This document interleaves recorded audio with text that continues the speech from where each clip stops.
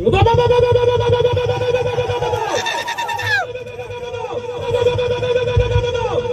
લડી લેવી પડે ભાયા લડી લેવી પડે આપણા હકવાળી લડાઈ લડી લેવી પડે।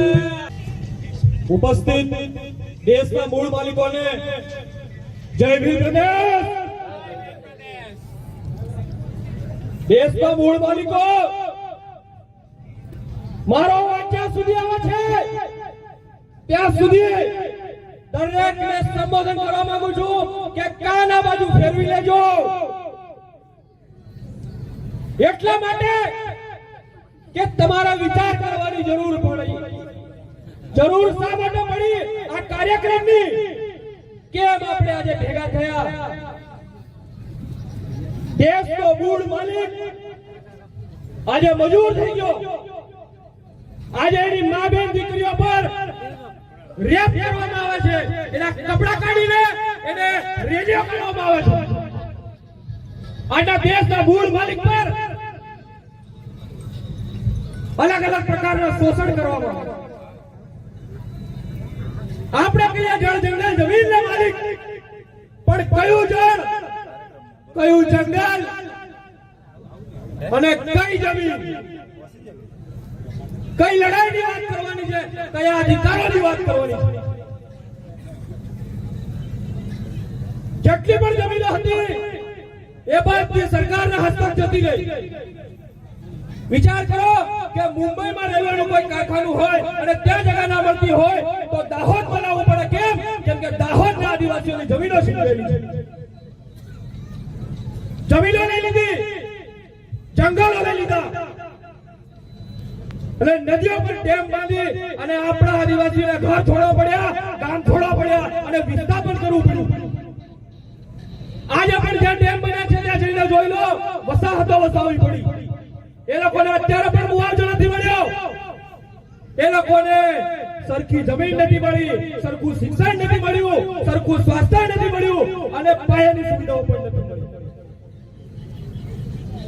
જ્યારે દેશના મૂળ માલિકને પાયાની સુવિધાઓ ના મળી હોય અને એવી પરિસ્થિતિમાં આપણે અધિકારોની વાત કરતા હોય તો એ બંધારણમાં આપ્યા તો અધિકાર બધા છે, પરંતુ આપણને એમાંથી એક નથી મળ્યો, એક પણ નથી મળ્યો। એને લેવા માટે તમારે અભ્યાસ કરવો પડશે, તમારે એને જાણવું પડશે અને એની અલગ અલગ લડાઈઓ લડવી પડશે। હું વધારે વાત ના કરું, ઘણી બધી વાતો કરવાની થાય છે, પણ સમયની મારામારી છે। 5મી અને 6મી અનુસૂચિ આપણને આપેલી છે, લાગુ કરવામાં આવી છે નહીં। રૂઢિગત ગ્રામસભાના જે વિધાનસભા કરતા, લોકસભા કરતા અને સુપ્રીમ કોર્ટની બરાબરી કરી શકે એવી તાકાત આપણને આપેલી છે રૂઢિગત ગ્રામસભા। અત્યાર સુધી સરકારોએ લાગુ થવા દીધી, આપણા પોતાના નેતાઓએ લાગુ થવા દીધી નહીં।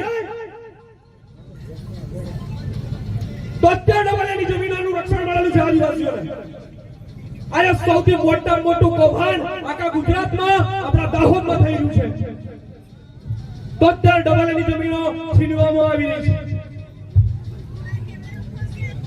પૈસા એક આપણા માટે લાગુ કરવામાં આવ્યો, પણ એનો એક કે પણ અમલ લાગુ કરવામાં ના આવ્યો। બંધારણમાં ઘણા જ બધા અધિકારો આપ્યા છે, પરંતુ અત્યાર સુધી આપણે લાગુ નથી કરી શક્યા। સુપ્રીમ કોર્ટ જ્યાં બ્રાહ્મણ જજ બેઠો હશે એ પણ આદિવાસીના વિરુદ્ધમાં ચુકાદો નથી આપી શકતો, કારણ કે ત્યાં ન્યાય આપવો પડે છે અને એને જે ચુકાદા આપી દીધા એ બીજી વાર કાયદાનું સ્વરૂપ લઈ લે છે। આ બધા હક, અધિકારો અને બંધારણમાં જેટલી બધી વસ્તુઓ લખીને લાગુ કઈ રીતે કરવાની, એ તો મુદ્દો છે ને। મુદ્દો એટલો જ છે કે આને આપણે કઈ રીતે મેળવીએ અને એના માટે ભીલ પ્રદેશનો નારો લાવવામાં આવ્યો છે દોસ્તો। ભીલ પ્રદેશનો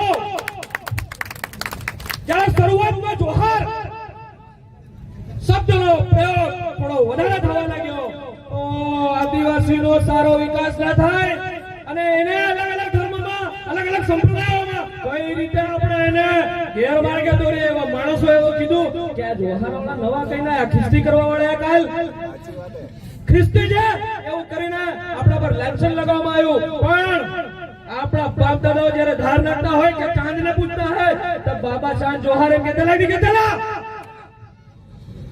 કેતેલા ની કેતેલા હા કે ના એટલું બોલો. જોહાર નવો નથી.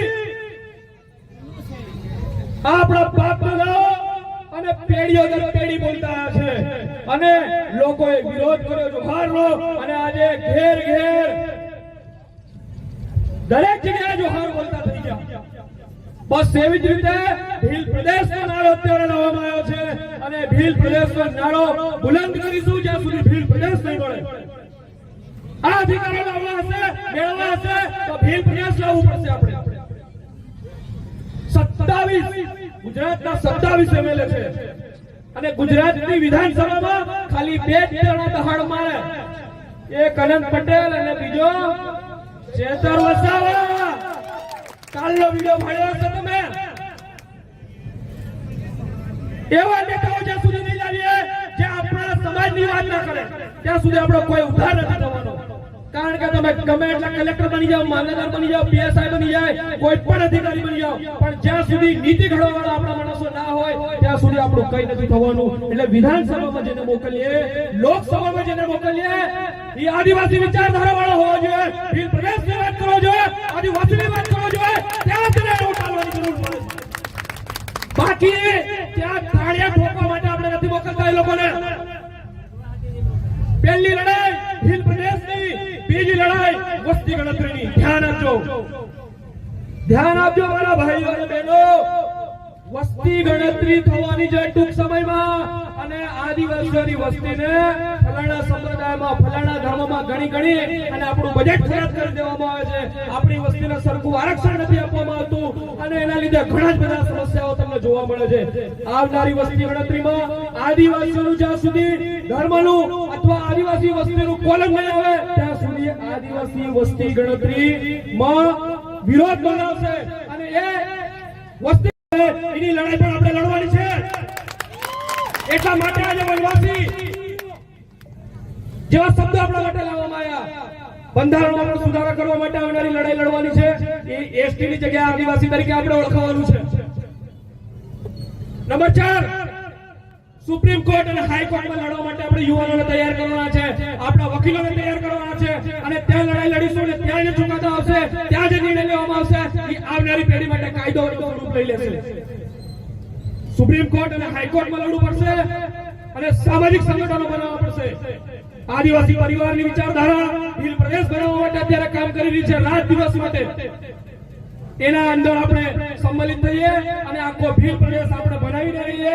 એના માટે સંગઠનો દરેક જગ્યાએ, એ કોઈ પણ સંગઠન હોય, આજે અહીંયા ફતેપુરામાં યુવા આદિવાસી હોય કે ઝાલોદમાં યુવા બીજી સમિતિ હોય કે ગરવાડામાં આદિવાસી યુવાનો હોય, આ બધી નાની નાની સમિતિઓ ભેગી કરી અને દરિયામાં જવાનું છે. દરિયા શું નામ છે ખબર છે તમને?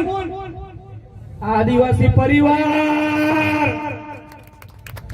ભવન દાદા આદિવાસી પરિવારનો પાયો નાખ્યો એ દરિયો છે અને એ દરિયામાં દરેક નાના મોટા સંગઠનો, નાની મોટી સમિતિએ જવાનું છે.